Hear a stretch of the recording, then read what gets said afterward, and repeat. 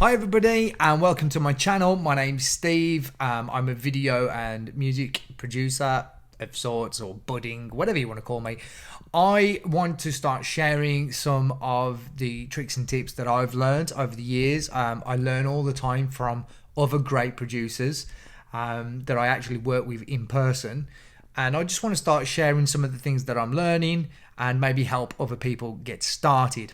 As we're in 2021, it's very difficult at the moment in the UK especially. I don't know what it's like everywhere else to get into a recording studio if you're not an elite person or, you know, someone who's a major professional. For everyone else at the moment, it's very, very difficult.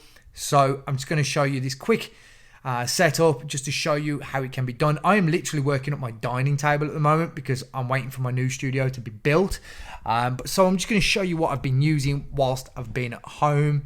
I don't have everything to hand today, but this is the basics of what you're going to need. To be able to record vocals or even instruments, guitars or whatever, you're going to need a microphone. I'm using the Aston microphone. This is the Origin, and it's a very, very versatile mic. It's really, really good. You get these for under £200. Maybe even 150 now. I've seen them going actually really reasonable prices, but my god, they are very, very, very good. They don't sound like low-end microphones at all. It's one of the better mics I've ever worked with, actually. I really, really like it. It's very versatile for different vocals. It's got a minus 10 dB pad there. It's also got a low pass filter, which is pretty good. I just think it's a great mic. It's really durable. It's solid as a rock. It weighs a lot as well.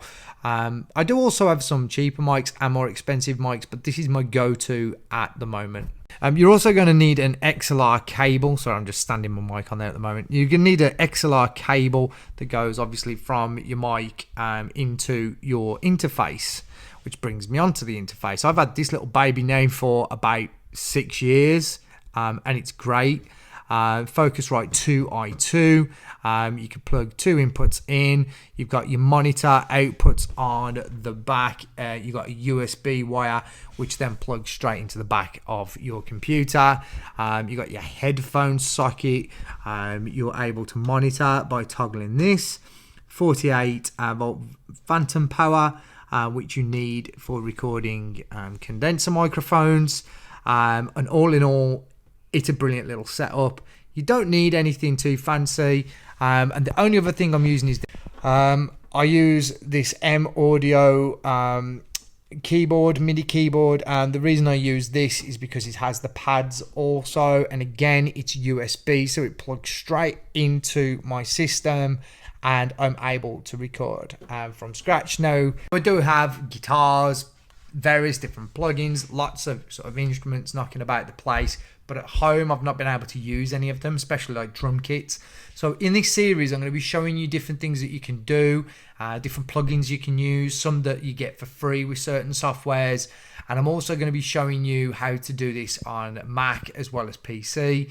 To be fair, it doesn't really matter what DAW system you're using, whether you're using something like GarageBand, which is free. You can easily get started on GarageBand. There's just a few features that are missing on there that you get when you go and purchase something like Logic Pro X, which is the one that I use the most. But if you use Pro Tools, Studio One, if you use Reaper FM, which is super affordable, it's like £60, but you get a 60-day trial for free. Even if you use those, they are all pretty much the same. They all do the same things. The only reason why I prefer the Apple ones is because you get some stuff in there like Drummer, you get loads of guitar amp simulators, you get a bunch of stuff already included that in some of the other softwares you would have to go and buy additionally. And I also record a lot using my iPad, using GarageBand when I'm on the go as well. So I highly recommend Apple's products such as Logic and GarageBand, but if you don't have those, you can still follow along. So guys, thanks for tuning in. I hope you enjoy the videos that are to come, and subscribe, hit that alert button to see all the future videos I put out. Thank you.